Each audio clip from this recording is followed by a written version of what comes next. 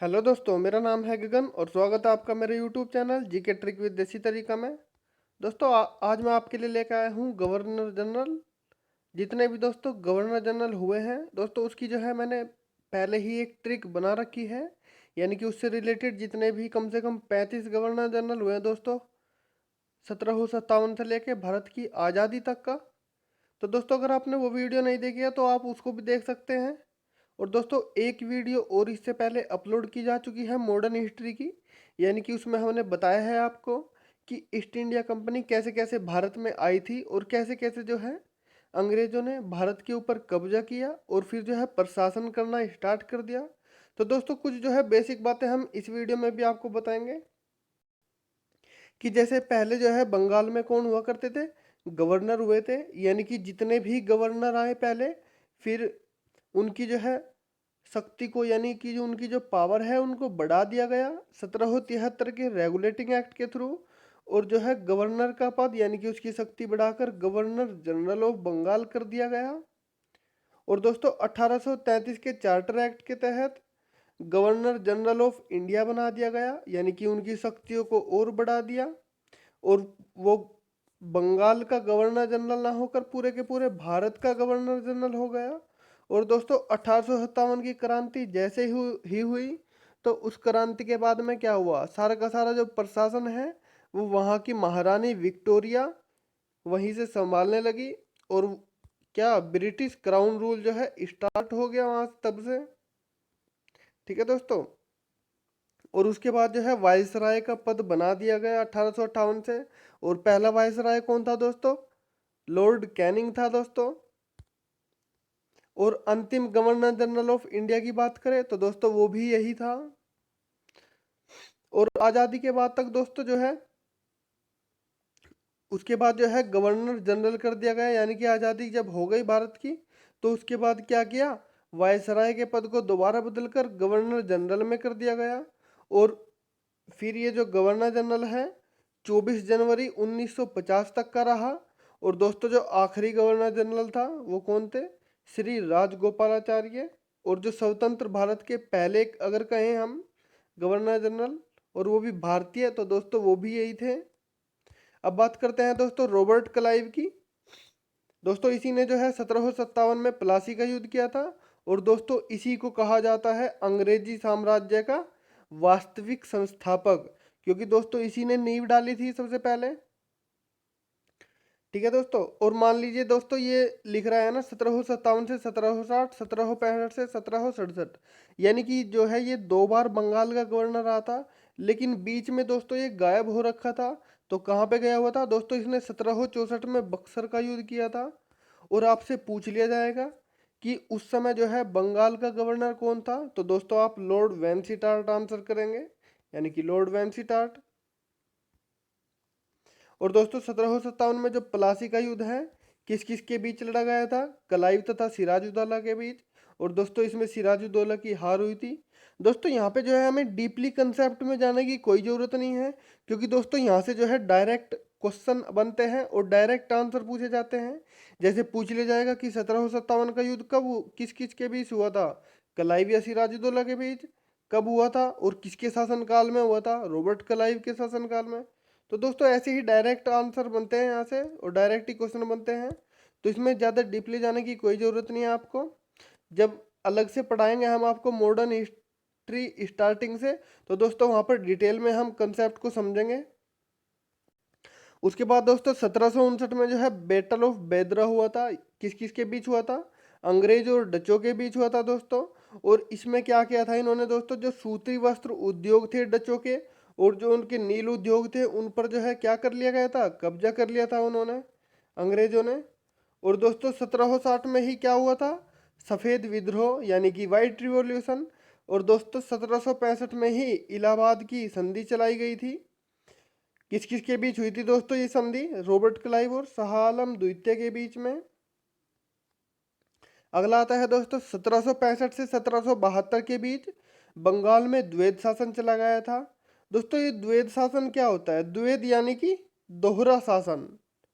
दोहरा यानी कि आपको पता होगा जो ईस्ट इंडिया कंपनी थी व्यापार के उद्देश्य से आई थी, क्योंकि वो एक ट्रेडिंग कंपनी थी। लेकिन दोस्तों उसने आके यहाँ पे प्रशासन स्टार्ट कर दिया था, यानी कि प्रशासन करने लगी थी। तो दोस्तों हुई ना दो, यानी कि दोहरा प्रशासन, यानी कि दोहरी व्यवस्था की इसने, यानी कि दोहरा शासन, द्वैत शासन की स्थापना की। और दोस्तों यही जो है एकमात्र ऐसा गवर्नर था जिसने जो है आत्महत्या की थी। और दोस्तों आपको बता दूं कि जो है द्वैत शासन के वजह से ही इसने क्या किया था कि जो जनता वगैरह थी उनसे क्या था, लूटपाट करता था और अत्याचार करता था बहुत ही, है ना दोस्तों। तो जैसे ही क्या हुआ, फिर इसकी जो है कड़ी निंदा की गई दोस्तों ब्रिटेन की पार्लियामेंट में। और दोस्तों जिसको ये सहन नहीं कर पाया और इसने जो है आत्महत्या कर ली।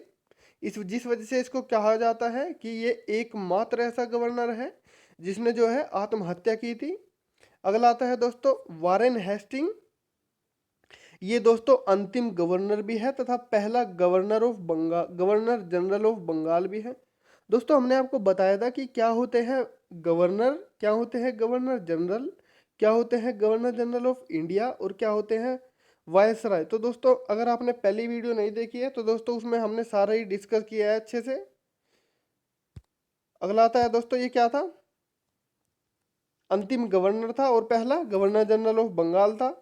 इसी ने जो है दोस्तों जो रॉबर्ट क्लाइव ने द्वैत शासन चला रखा था उसका अंत किया था। और इसी ने ही डिस्ट्रिक्ट कलेक्टर के पद को बनाया था। और 1773 के रेगुलेटिंग एक्ट के थ्रू ही इसको बंगाल का गवर्नर जनरल बनाया गया था। और इसी ने 1774 में सुप्रीम कोर्ट की स्थापना की थी।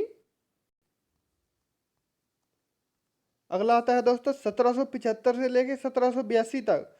दोस्तों इसी ने क्या किया था, पहला इसी के काल में हुआ था पहला आंग्ल मराठा युद्ध। और द्वितीय एंग्लो मैसूर युद्ध भी इसी के समय में हुआ था। और इसी ने दोस्तों 1781 में संशोधन अधिनियम पारित किया था और कलकत्ता में मदरसे की स्थापना भी की थी। दोस्तों अगला आता है 1784 में इसके काल में ही क्या आया था, पिट्स इंडिया एक्ट हुआ था। और इसी के तहत जो नंद कुमार थे, चैत सिंह थे और जो घसीटी बेगम थी, उन्हीं को जो है दोस्तों फांसी की सजा दिलवाई गई थी। जिस वजह से दोस्तों वारेन हास्टिंग को वापस बुला लिया गया था। और ये एकमात्र ऐसा गवर्नर था जिस पर दोस्तों महाभियोग लगाया गया था। और महाभियोग की प्रक्रिया दोस्तों हमने आपको राष्ट्रपति में बड़े ही अच्छे से डिटेल से समझाई हुई है। अगला आता है दोस्तों लॉर्ड कॉर्नवालिस, यानी कि इसका कार्यकाल था 1786 से लेके 1795 तक। दोस्तों ये क्या था, इसने ही क्या की थी, भारतीय नागरिक सेवा का जनक भी कहा जाता है इसको। और पुलिस स्टेशनों की स्थापना भी इसी ने की थी। तथा इसने 4 कोर्ट की स्थापना भी की थी, कोलकाता में, पटना में, ढाका में और मुर्शिदाबाद में। और दोस्तों इसी के काल में हुआ था तृतीय एंग्लो मैसूर युद्ध। और स्थायी बंदोबस्त तथा जमींदारी प्रथा की शुरुआत भी इसी के काल में हुई थी। और जो राजस्व बोर्ड है यानी कि रिवेन्यू बोर्ड तथा रिवेन्यू पुलिस की स्थापना भी इसी के काल में हुई थी। और ये एक मात्र ऐसा गवर्नर जनरल है जिसकी जो है कब्र जो है दोस्तों इंडिया में ही है। कहाँ पे, वो दोस्तों यूपी के गाजीपुर में है। अगला आता है दोस्तों सर जॉन शोर। इसका जो कार्यकाल था दोस्तों 1793 से लेकर 1798 तक का। और दोस्तों इसी के इसमें आया था 1793 में चार्टर एक्ट यानी कि चार्टर अधिनियम। और दोस्तों बैटल ऑफ खरदा वो भी इसी के काल में लड़ा गया था निजाम और मराठाओं के बीच। दोस्तों अगला आता है लॉर्ड वेलेस्ली। दोस्तों ये बहुत ही ज़्यादा इंपॉर्टेंट है क्योंकि इसने जो है सहायक संधि की शुरुआत की थी। और इसको कैसे याद करेंगे, वेलेस जली यानी कि जली, यानी कि जला दी इसने। जो यहाँ की जनता थी दोस्तों ये क्या करता था, जला देता था जनता को। और दोस्तों लूटपाट वगैरह अच्छे तरीके से करता था। और किसी भी राजा वगैरह को हटा हटा किसी भी राजा को क्या करता था, हटाकर यानी कि जीत कर उसको हरा कर क्या कर लिया था, उसका राज्य हड़प लिया करता था, यानी कि। और सबसे पहले दोस्तों इसने हैदराबाद को हड़पा था 1798 में। दोस्तों कई बार पूछा गया है, हैदराबाद वाला सबसे पहला राज्य था जिसको जो दोस्तों इसने हड़पा था। और दोस्तों 1799 में तंजौर को हड़पा था, मैसूर को, ताकि जो है ब्रिटिश साम्राज्य को विस्तार हो सके। ठीक है दोस्तों। 1802 में इसने अवध, मराठे और पेशवा को हड़प लिया था, और 1803 में भोसले और सिंधिया को। 1799 में आता है दोस्तों चौथा एंग्लो मैसूर युद्ध, और जिसमें ही दोस्तों किसकी, टीपू सुल्तान की मृत्यु हुई थी, जिसको दोस्तों मिसाइल मैन भी कहा जाता है, क्योंकि इसी ने मिसाइल वगैरह भी बनाई थी उस टाइम पे, यानी कि जो तोप वगैरह थी। अगला आता है दोस्तों 1800 में जो फोर्ट विलियम कॉलेज की स्थापना की गई थी, जिसमें दोस्तों जो लोक सेवक थे उनको प्रशासन दिया जाता था, यानी कि प्रशिक्षण दिया जाता था, उनको ट्रेनिंग दी जाती थी। दोस्तों अगला आता है सर जॉन बार्लो, 1805 से 1807 ईस्वी तक का। और जो पहला सैनिक विद्रोह है दोस्तों वो इसी के समय में हुआ था, वेल्लोर तथा तमिलनाडु में। अगला आता है दोस्तों लॉर्ड मिंटो फर्स्ट, 1807 से लेके 1863 तक इसका टेनर रहा था। और दोस्तों अमृतसर की संधि किसी के काल में हुई थी, किस किस के बीच हुई थी दोस्तों, महाराजा रणजीत सिंह तथा मिंटो फर्स्ट के समय में हुई थी। और दोस्तों लॉर्ड हेस्टिंग आता है आगे, 1813 से 1828 तक का। और 1813 में क्या आया था, चार्टर एक्ट अधिनियम आया था। और दोस्तों 1817 से 1818 में क्या, पिंडारियों का दमन किया था इसी ने, क्योंकि दोस्तों पिंडारी क्या कर रहे थे, बहुत ही उपद्रव मचा रहे थे, यानी कि उनका जो एक तरीके से कहे कि जनता को जो है बहुत ही कष्ट पहुंचा रहे थे वे। तो दोस्तों आपने पिंडारी अगर देखा होगा, पिंडारी वो होते हैं, जैसे आपने वीर मूवी देखी हो सलमान खान की दोस्तों, जिसमें एक गाना है सुरीली अखियों वाली, है ना, उसमें दोस्तों पिंडारी दिखते हैं।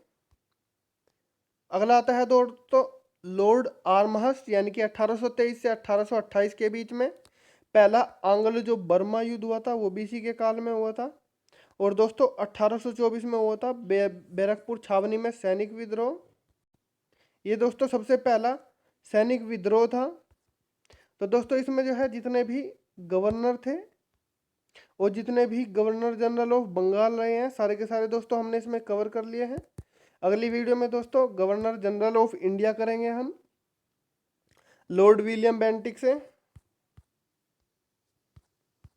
ठीक है दोस्तों, कैसी लगी दोस्तों आपको ये वीडियो? अगर अच्छी हो तो please like share and comment जरूर कीजिएगा। मिलते हैं आपसे अगली वीडियो में। Thank you for watching this video.